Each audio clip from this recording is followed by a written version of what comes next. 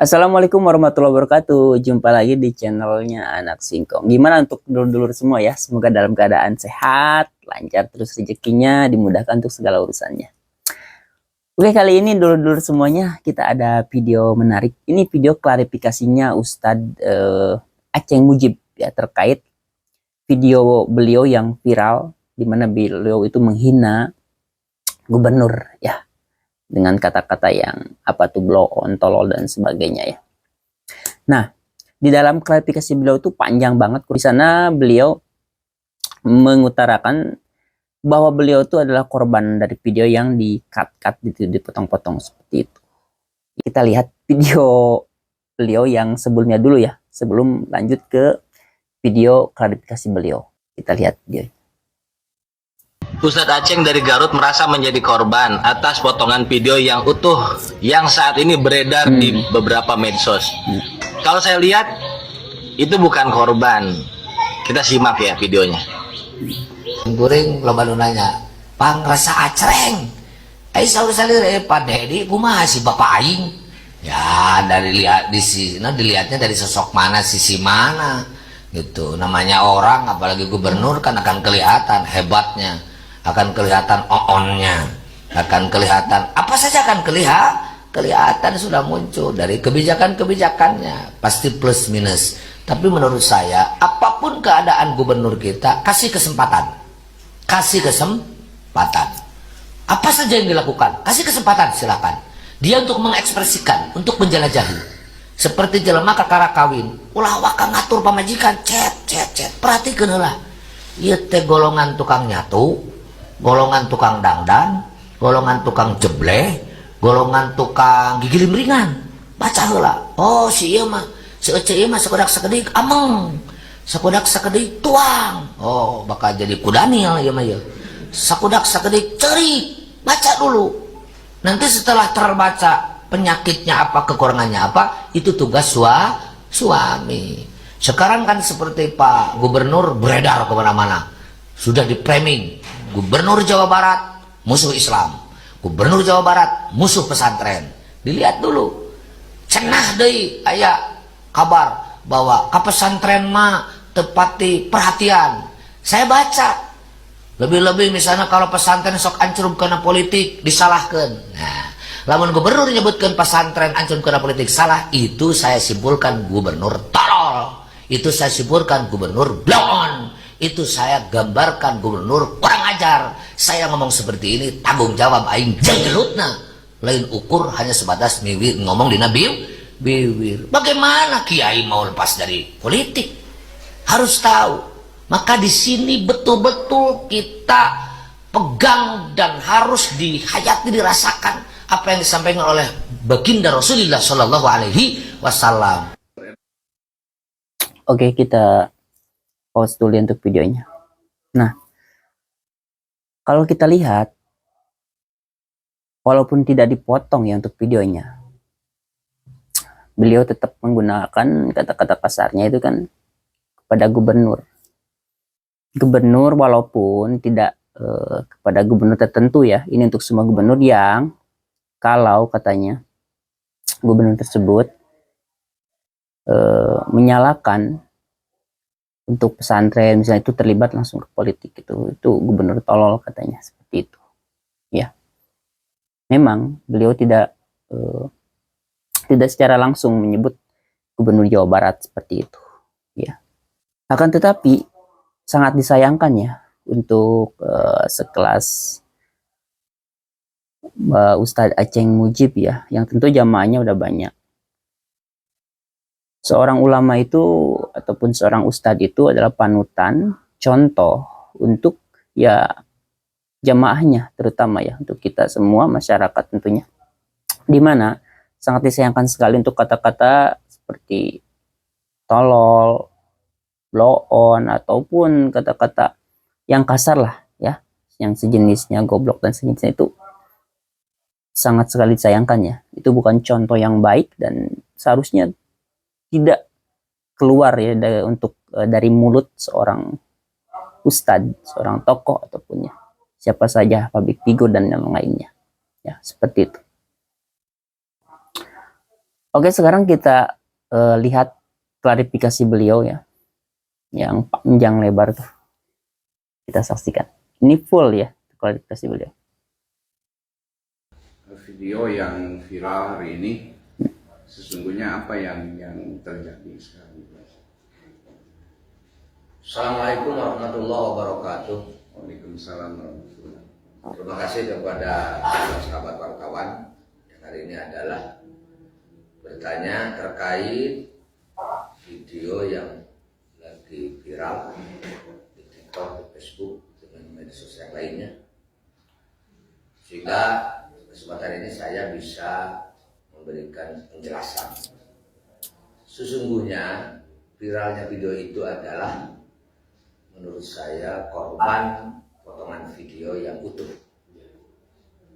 Di situ seolah-olah saya adalah menuduhkan atau menghina terhadap Gubernur Jawa Barat, Kang Deddy Mulyadi.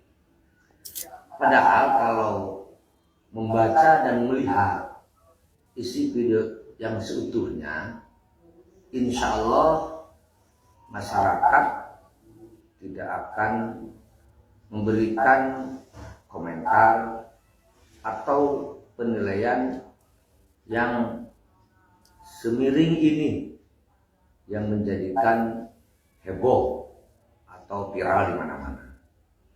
Saya mengungkapkan statement itu di saat acara pencerahan terhadap orang tua siswa yang kebetulan saat itu adalah acara munaqosyah tes uji kemampuan santri siswa langsung secara lisan.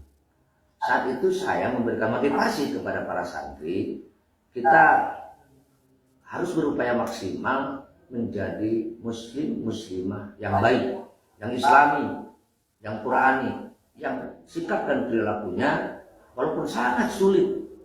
Ya sudah barang tentu saya sendiri juga merasakan sangat sulit melaksanakan. Cocok dengan ajaran Islam, cocok dengan ajaran Quran. Begitu pula kita harus menjadi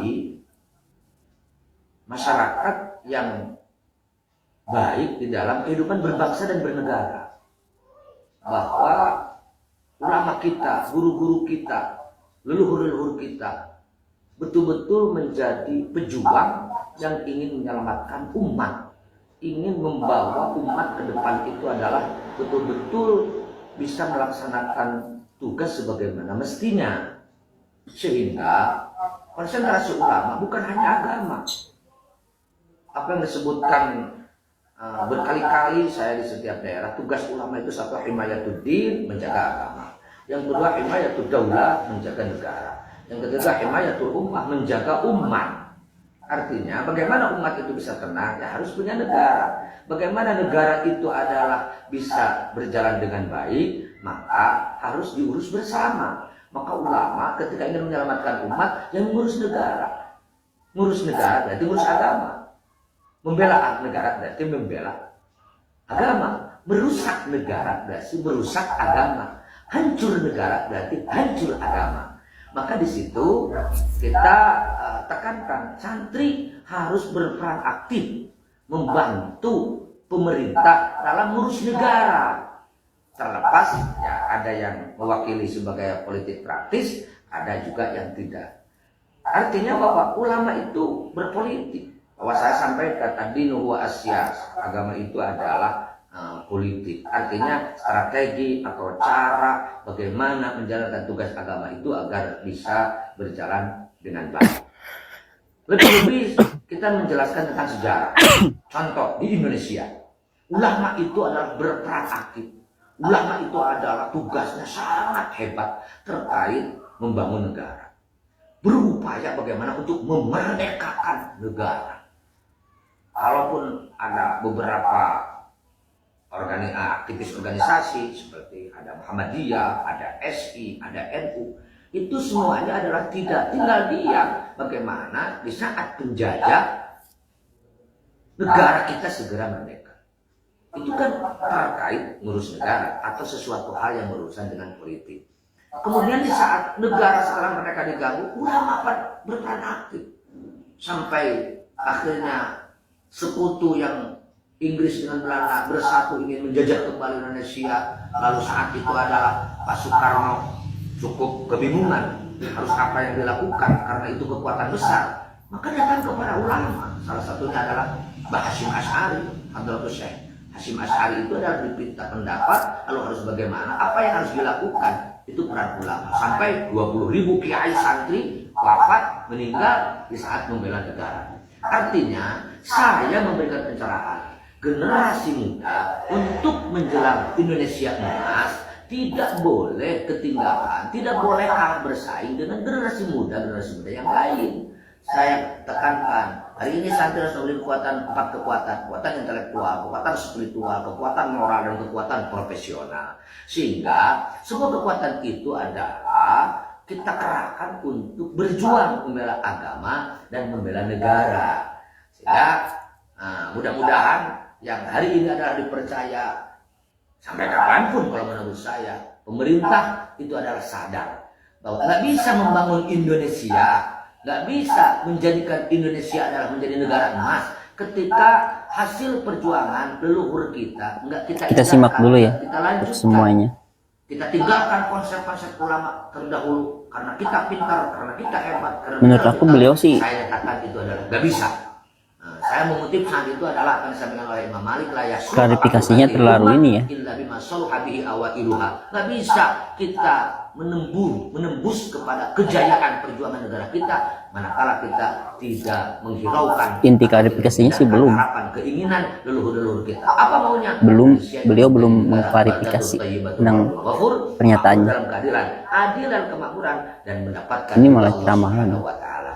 Nah, sehingga jika ada pemerintahan tahu jasa para ulama, tahu kiprah para ulama, tahu kontribusi ulama yang notabene sudah barang tentu identik dengan pesantren, lalu ulama seolah-olah atau pesantren gak usah ikut-ikutan dalam politik. Ya nggak bisa. Siapa yang mau menggiring, memilih presiden, memilih gubernur, memilih bupati, memilih kepala desa, masyarakat? Salah satunya kalau bukan kekuatan para ulama. Siapa yang mau mengajak masyarakat untuk menjalankan atau mempertahankan pilar-pilar kebangsaan? 1. Undang-Undang 45, 2. Pancasila, 3. NKRI, 4. Bhinneka Tunggal Ika. Saya yakin ulama-ulama baik di NU juga di Muhammadiyah, di Persis, di SI itu selalu menyampaikan kepada masyarakat dalam kehidupan berbangsa dan bernegara, ayo kita sama-sama pertahankan Indonesia bisa aman. Dengan apa? Dengan 4 pilar kebangsaan itu. Saat itu juga saya menyampaikan, saya dengan pesantrennya, dengan organisasinya, termasuk dengan wadah yang kita pimpin, ada Aliansi Masyarakat Garut Anti Radikalisme, itu adalah mendukung penuh kepada pemerintahan sah. Kita siap pasang badan. Hari ini yang sah siapa? Ya, kalau presiden Pak Prabowo dengan Pak Gibran. Yang kedua di Jawa Barat Pak Dedi dengan Pak Erwan. Di Garut Pak Syakur dengan Ibu Putri. Ya, kita berkali-kali bahkan deklarasi resmi kita mendukung pemerintahan sah. Bahkan saya tambahkan dengan catatan pemerintah itu adalah konsisten, konsekuen terhadap komitmen menjaga pilar-pilar kebangsaan. Yang 4 itu Bhinneka Tunggal Ika, NKRI, Undang-Undang 45 dan Pancasila. Bagaimana dengan pernyataan saya bahwa kata-kata seperti tolol dan lain sebagainya itu ya jika bahasa Sundanya lamun pemerintah ternyata tidak mau menghargai para ulama, tidak mau mengajak dan menghargai pesantren di dalam menjalankan tugas ngabdi terhadap negara, menjalankan tugas terhadap kenegaraan. Yakin namanya orang yang tidak menghargai orang tua, menghargai leluhur, memahami ulama, yaitu tolol namanya. Yaitu adalah kurang ajar, yaitu adalah blow on. Maka saya sampai menyatakan apa yang saya sampaikan ditertawakan cenderutna. Itu artinya adalah saya sudah mentok, sudah kata-kata akhir. Siapa saja tidak menghargai ulama, siapa saja yang tidak menghargai kiprahnya leluhur-leluhur kita, karena saya meyakinkan perjuangannya itu tidak akan terwujud, akan sia-sia. Itu yang saya sampaikan. Yang mudah-mudahan dengan penyampaian itu adalah masyarakat maksud saya gitu ya, maksud saya ya terbangkitkan, terbangunkan, punya rasa semangat untuk berjuang beserta pemerintahan yang hari ini lagi dipercaya baik presiden, gubernur, bupati, camat, lurah sampai bawah. Adapun ada orang yang beranggapan aneh-aneh dan macam-macam, bahkan ada yang merasa tersinggung dengan apa yang saya sampaikan, kata-kata ya saya sebagai manusia biasa sudah barang tentu tidak boleh ego dong. Kalau memang dianggap salah ya saya harus maaf, terutama kepada orang-orang yang merasa tersinggung. Tetapi sekali lagi perlu dicatat, saya bukan orang yang berada pada pasukan atau kelompok anti pemerintah.